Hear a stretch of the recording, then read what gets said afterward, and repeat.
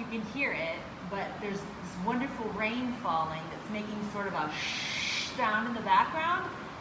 So I'm going to talk a little louder than usual so I can be more sure that you're able to hear me.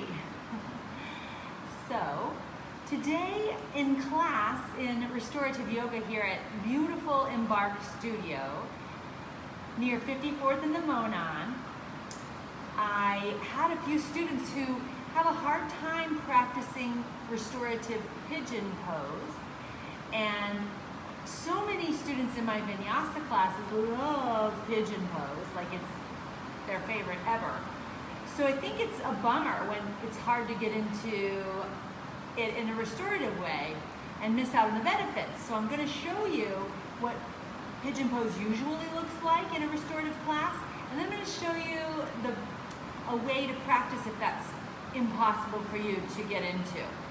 The thing with restorative poses is we never want to be in a place where we're in a bunch of pain. Actually, any yoga class, we want to stay in the place between easy and ouch.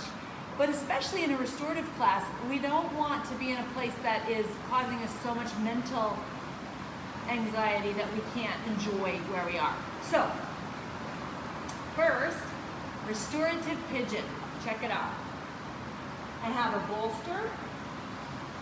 I'm going to put it up in front and one blanket. I'm going to fold it into a little wedge. You can do this with a little pillow at your house. You just do this part with a couch cushion or a stack of folded towels fresh out of the dryer. It's a great benefit after folding all those towels. Take a restorative pose. So we come into the pose from table, and in this case, I'm going to step my left foot up, heel and toe it over to my right hand, and lay my shin down. Slide my right knee back, draw the bolster in underneath my torso, and this blanket's going to come underneath my hip. I'm going to fold forward and turn my head in the same direction as my bent knee. This is a great stretch for the hip. But for a lot of people, this part of their quads on the outer edge is so tight that this is just uncomfortable. And for some people, it's just a knee issue. This doesn't feel good.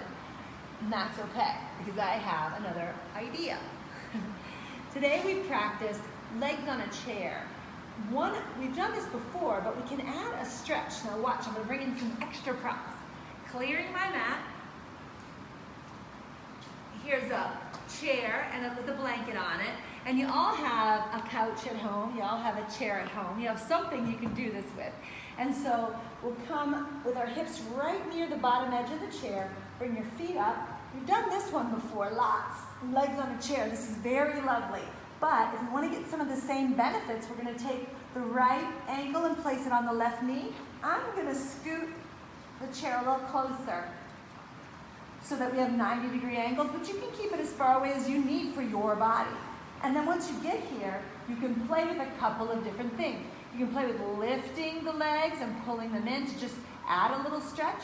You can play with just pulling the chair closer and resting here, holding on, however it works for you. You're getting some of the same release here that you would in pigeon pose. And you can start at whatever level feels just right to your body.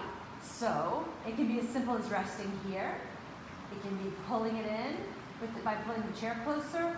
It can mean, again, pulling on the back of the thigh. You can let that foot rest and really pull in, get a lot of the same stretch on the outside of this hip. It would be over here, outside of the hip, right? That was the one we were working first. So it's just another way to get the benefits without going into a pose that may not work for you. So here's a challenge for you all today. If you have a pose in yoga that you have a challenge getting into, being in, and you want to ask some questions about it, drop the questions in the comments and I'm happy, or inbox me, I'm happy to answer those. If I don't have the answer, I will find it for you.